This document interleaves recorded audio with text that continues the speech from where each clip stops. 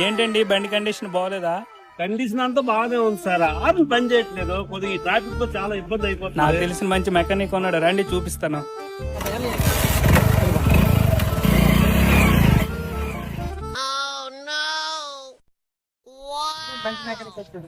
బండికి ఏమైంది? హార్న్ పని చేయట్లేదు. బ్రేకులు పానే, బ్రేకులు మార్చుకోలే. బ్రేకులు కాదు, హార్న్ పని చేయట్లేదు.